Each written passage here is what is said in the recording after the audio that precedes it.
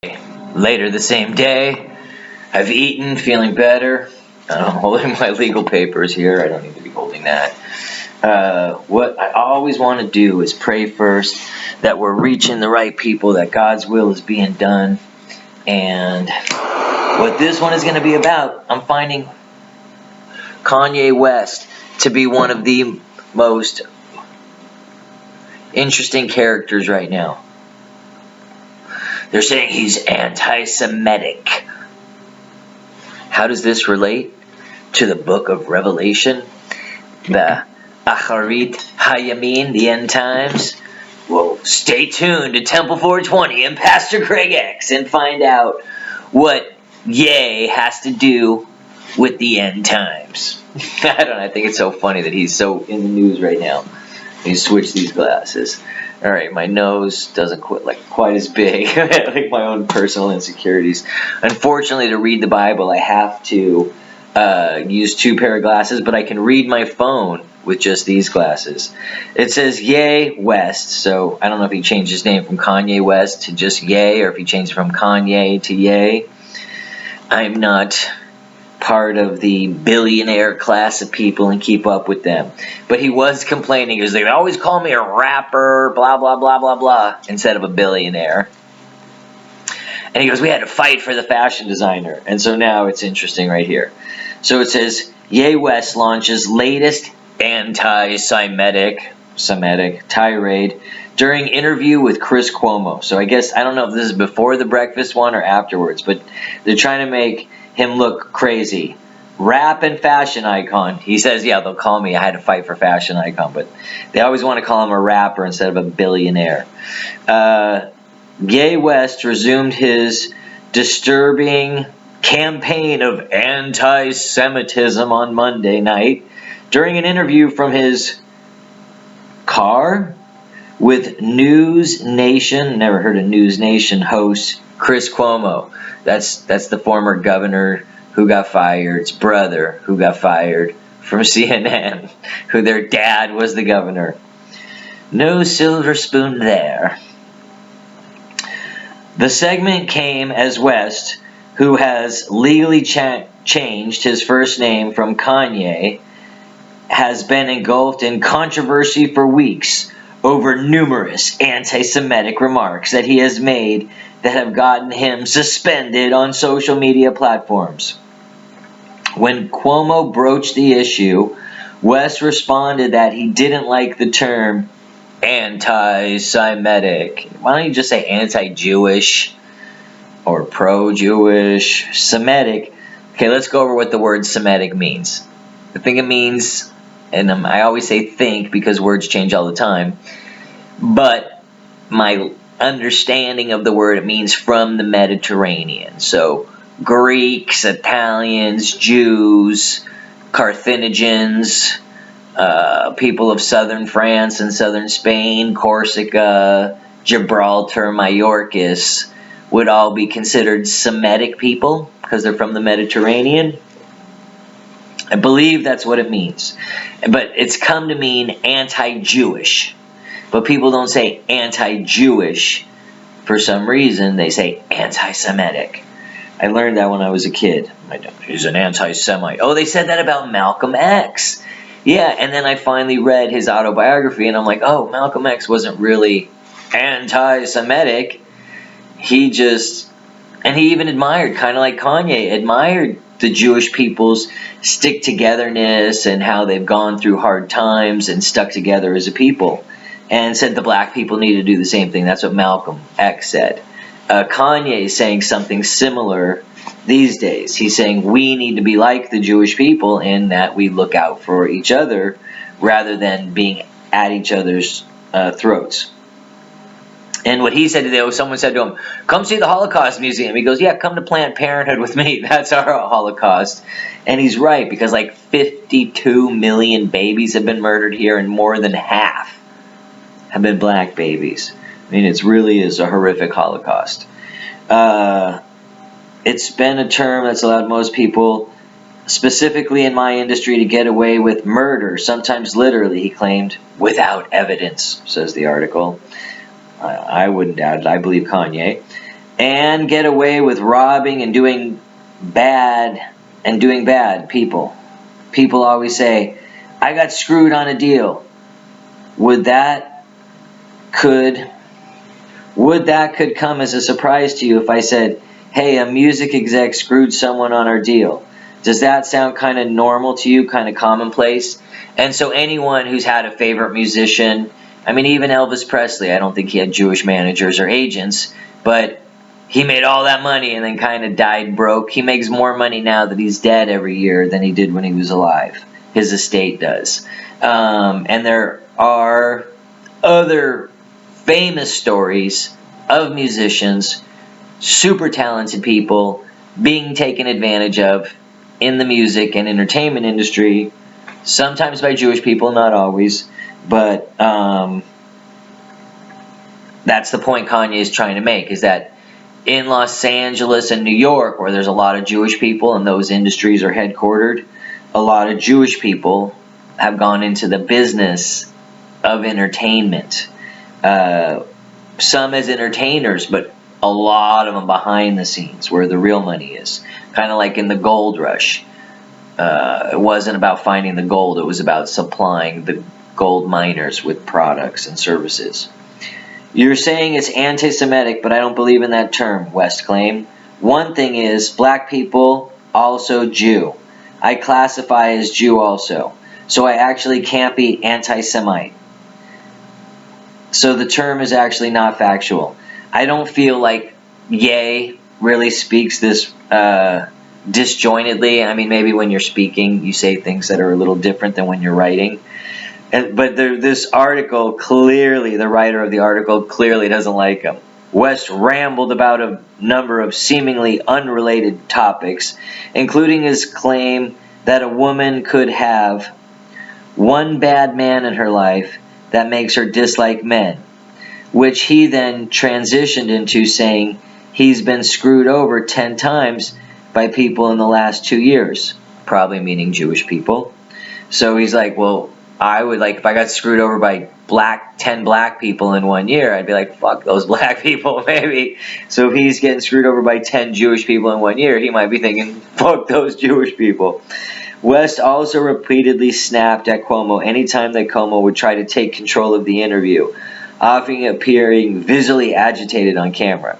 So they're always trying to make Ye look like an insane idiot when you don't get to be a billionaire by being insane. And he talks often about his handlers and people, managers, accountants, and these are the kind of people that a lot of them are Jewish and do have influence over you. Obviously, no one can control you, but he's being influenced by them and he's now starting to fight back a little. So now it's going back to a direct quote. Everyone wants to shoot the messenger, and you look at how your appointments go to start. You have to understand. But the thing is, the Jewish people that I'm talking about don't have to understand, end quote, West said. And that is that privilege that I am not going to allow. When I wore the White Lives Matter t-shirt, the Jewish underground media mafia already started attacking me. They canceled my 4 SoFi Stadium shows, right? They had press, the same people, the 7 or 8 outlets that when I was arguing with Pete Davidson and Trevor Noah, they called me an abuser for arguing with people about my ex-wife and my family, and when I get to see my kids and when I don't, and they just immediately disrespected me. They keep that crazy narrative going. Now this I totally understand, because when I first started Temple 420, they did the same thing to me. And this was years ago. They wrote in the satanic magazine GQ, they wrote this hit piece on me. They deplatformed me. They took me off of Wikipedia. I mean, I've been in 15 movies, 2 TV shows, ran for mayor of Los Angeles, and I had a Wikipedia page that talked about my comedy shows, all this stuff, and they just made that go away. They debanked me. I lost all banking privileges.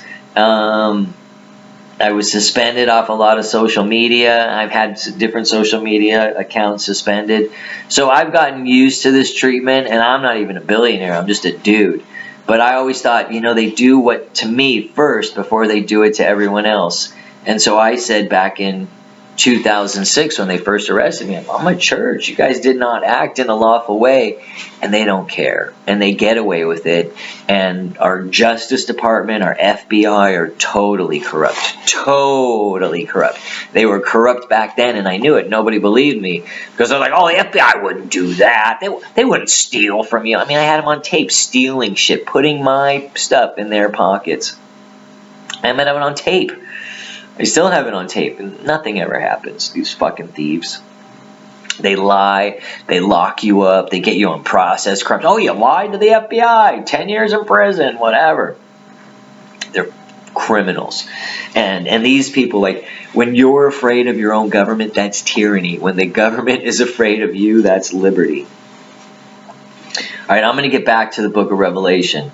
But I think this Kanye thing is very timely and important, and has something to do with the end times, because even though Kanye is talking about specific Jewish people and specific problems that he's had, and there's a normal Jewish dude like me who doesn't have any power and influence over the greater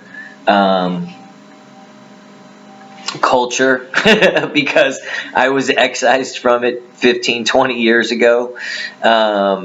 When I became a Jewish Christian, and they really don't want Christians and believers in Jesus at all, especially Jewish believers in Jesus, I believe. That's kind of why I feel I've been attacked so many times for starting this church, whether we got arrested the first time at Temple 420, the second time with police officers, with doctors' notes coming in to get medical marijuana, and we're trying to teach the word, doing a better job than all these medical marijuana clubs. There's 1,600 of them in Los Angeles at the time. We have the proper permits, but they come for us. And it was because of this message, the Temple 420 message, I believe. And then Tim Pool has me arrested as the thief in the night. Asshole. And now my tax assessor is trying to steal my church by taxing us at 1,788 times the normal true value of the property. Number one, and number two, saying, "Oh, we're not a church, we're not worthy of the tax exemption." And she totally broke the law to do that to us, which is why we're going to court. But it means I've sent my kids to another country, and I'm not there with them right now, so I'm just waiting till this wraps up. Getting back to Kanye. They never call me a billionaire, West complained. We never talked about, and this is him speaking again, about even on this one right here. Hey, tycoon, billionaire, a visionary, inventor. These are never used. Like if you go to the New York Times or the Wall Street Journal, whatever, they always say, the rapper, the rapper. It was hard enough for us to get fashion designer. Yeah, that's what we were just talking about a second ago. After letting West rant, see, they're calling his thing a rant. Chris Cuomo is interjecting and questioning, but Ye is ranting. So look, there is no, so Cuomo says he injects. So look, there is no Jewish media cabal mafia. Now, as we talked in the last episode, there is. Now, is it a huge conspiracy? Is it a fact of history? Is it the way things turned out? I think several episodes back we said Jewish people weren't allowed to own property in Europe for years. They were in the clothing business. They were in the banking business. And they could own property. They couldn't own real property, real estate. And Christians couldn't loan money for interest. They were in entertainment, traveling from town to town, doing entertainment shows. In medicine, they could be doctors. They could be in the law. They could be in services that used education and brains, but they were prohibited from being farmers and from owning land sometimes. So those historical facts led to certain tendencies for the Jewish people to end up in certain industries. And that's just a fact. This is either a figment of your imagination or a projection of your prejudice, says Cuomo. You may have had bad business dealings with people, but it's about those people. It's not about their religion or faith. And I know that you are intelligent and you understand that when you target people because of their faith, other people may do the same. So yeah, that's what, and I think will happen, is that this will spark some more anti-Jewishness, because they're like, oh, you Jewish people are bad people. But like I said, it's the millionaires and billionaires, as the Jewish senator from Vermont says. And he doesn't say millionaires anymore because now he's one of them. The billionaire class, the billionaires, they've been targeted before. The Jews have been targeted before. They've been abused and killed because of what they believe and who they are. So we don't want to tolerate that. And now you're playing right into that now, whether you know it or not. And it will be exploited that way, I think. And I don't think Ye is against Jewish people in any way. He says how he admires them and appreciates their culture. He's just saying that some of these motherfuckers are screwing him over. Kanye responds by claiming he wouldn't tolerate it. He wouldn't tolerate it as a black person, as he then claimed that the majority of executives in Hollywood are Jewish. That is true. Not all, but probably a majority. You realize when I wore a red hat, the Trump hat, that my life was threatened by my Jewish managers, my Jewish lawyer, and my Jewish accountant. Inaudible, it says, West claimed. Your lawyer and your accountant threatened your life, Cuomo asked. No, West responded, not specifically the accountant, but there were many people who threatened my life. Also, my family was torn apart off of my political opinion because my ex-wife attachment to the corrupt Clinton administration. Corrupt is my word, I added in. I mean, they were getting my ex-wife to push the deadly vaccination. Deadly is my word. I didn't realize how attached they were to the satanic left's agenda. Satanic is my word. When Cuomo told him that society would not accept or tolerate his anti-Semitism, Ye said, I don't have to understand or accept because they're not willing to understand or accept. And that's the reason why I'm not backing down.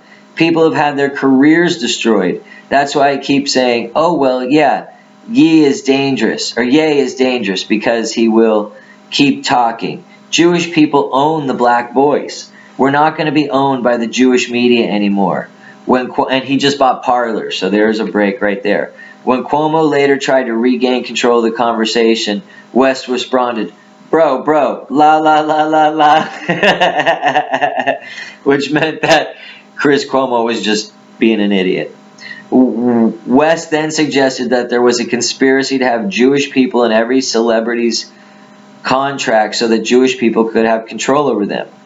After West continued his anti-Semitic, that is inherently anti-Semitic. Okay, now I don't know if there's a plot to get some Jewish person on every contract, but, and I think just because you're a Jewish person on the contract doesn't mean that you have control over everyone. Are you a manager? Are you an agent? Are you a promoter? Are you some other handler? Are you the hairstylist? Who freaking knows what he's talking about there? But I like Ye. I like what he has to say, and somehow I feel like it's related to the end times. I'm not sure how, but I feel like it is. And maybe we'll get to that as we continue to read the book of Revelation, but I thought that was more important of a cultural thing to discuss right now and a political thing. And that's why I'm in the lawsuit. Because the county assessor says I have to be a not-for-profit church to be a tax-free building, but the law doesn't say that. It just says I exclusively have to use it as a house of worship or as my home, the rectory, the parsonage they call it. So, and I do. So that's why I'm frustrated that they're taxing me number one. And number two, I'm frustrated that they're taxing me illegally without proper notice, changed it after the date. Oh, you know what I just noticed and I've been thinking of? I have all those Yodas there. And I'm wondering if that's idol worship. I obviously don't worship Yoda. I think he's funny and kind of cool. And it isn't even Yoda. It's the new Yoda, like Baby Yoda, whatever he is. But I was thinking about maybe I should take those out to my land and just bury them. Okay, let's get back to where we were. We just finished up with Pergamum. Pergamum is, so we've gone up the first church on the sea, then the one that's inland. It's on the sea also, but it's inland down a little gulf. And then the next one's a little bit farther up on the sea, but now it's inland. Pergamum is inland. And we just did Pergamum, which is still a city today called Bergamum. It just has a B now. And now we're heading to the city church, the Messianic community in Thyatira. Thyatira was on a trade route, and it was an important city for a long time. And it had, yeah, I knew it. So it had a bunch of guilds. And that was the whole thing here. It was a very kind of independent city that had all of these, like the Painters Guild, the Construction Guild. And each of these guilds had their own god. And each of these gods had their own temple. And then each of these temples had their own worship. And one of the guilds was the Sex Workers Guild. And the way you worship the Sex Workers Guild was going in and paying for some sex with a prostitute, I think. So let's read this one. And now that I set it up with that good, so you have that like, whoa, what? There's some good stories in the Bible. To the angel of the Messianic community in Thyatira, right? Here is the message from the Son of God, whose eyes are like fiery flame and whose feet are like burnished brass. Okay, so that was going back just a couple pages here to number 1, where he says, I turned around to see who was speaking, and is someone like the Son of Man, wearing the blah, blah, blah, with eyes, hair was white as snow, eyes were fiery flame, and feet like burnished brass, which I believe is a reference to both Daniel and Ezekiel, Daniel 10:6 and Ezekiel 1:24 and 43:2. Okay, whose feet are like burnished brass. I know what you're doing, your love, trust, service, and perseverance. And I know that you are not doing more now than before. You're not doing more now than before. Okay, so you're doing the same. Maybe by now you should be deeper in your commitment and doing a little more. So what that reminds me of is an old joke, a weed joke. He's like, oh man, I don't even smoke weed anymore. Or any less than I have been. So he says, and I know what you're doing. Which is interesting because God says not a hair on your head grows without him knowing. Not a sparrow falls from the sky without him knowing. A sparrow is a small bird. So a small bird he's aware of, and every hair on your head he's aware of. But I have this against you. Okay, so you're keeping the same. You continue to tolerate that Jezebel woman, the one who claims to be a prophet, but is teaching and deceiving my servants to commit sexual sin and eat food that has been sacrificed to idols. I gave her time to turn from sin, but she doesn't want to repent in her immorality. So I am throwing her into a sickbed, and those who commit adultery with her I am throwing into great trouble unless they turn from their sins connected with what she does. I will strike her children dead. Okay, so this is a pretty heavy warning. So it sounds like there's a woman who's a Christian, and kind of like in the previous church, Pergamum, I think that was the one where the people were dipping in, the Nicolaitans. Oh, it was the Nicolaitans who were participating in both pagan worship and Christianity and claiming to be Christians. And you can't do that. You have to do one or the other. Because if you're still worshiping the pagan idols, and what these guys were doing, it was probably some really hot chick. It's probably how she made money. And she was probably getting some of the guys in the church to have sex with her, and she's like, well, it's a ritual and we'll do it for God. Come on, I need the $50. I don't know what her story was, but it's interesting that they had all these guilds, and I think one of the guilds was the sexual service workers, would be like the hookers union or prostitutes guild. So I'm throwing her, I'm going to kill her children. Then all the Messianic communities will know that I am the one who searches the minds and hearts, and that I will give to each of you what your deeds deserve. Okay, that's some crazy ass shit. So God's going to kill your children and throw your life into great trouble if you're running around committing adultery, especially if you're saying you're doing it for God. So or sexual sin. And I know that I struggle with that too, because there's some girls that like me that I would want to have sex with. But I'm trying to be strong. Let God and Jesus help me to, I got ashes on my computer, to be stronger so I can resist that temptation. And I think when you resist temptation, even like the food on the fast, you feel stronger spiritually, physically, mentally afterwards as well. Like you can get more accomplished. You have more confidence in yourself. And that's part of what the devil does, is he steals your confidence. He gives you fear and doubt, where God, the God of love, the God of the Bible, gives you truth and his word and confidence, so you don't have to fear anything. And like I told you in that dream, I almost, like, I don't remember if it was last episode, a couple episodes, but I had this dream where I was like, I had to just accept my own death so I could go fight these guys. And then once I came out of hiding, what I was afraid of wasn't as bad as I had imagined when I was hiding, feeling like, oh, these guys are going to kill me. It's like a weird prison riot dream or something. So I give them what they deserve. But the rest of you in Thyatira, to those who do not hold this teaching, you have not learned what some people call deep things of the adversary, of Satan. I say this, I am not loading you up with another burden. Only hold fast to what you have until I come. To him who wins the victory and does what I want until the goal is reached. Okay. The goal is reached is the land. This book is a land promise. I don't know how many times it's a land contract. I can say it.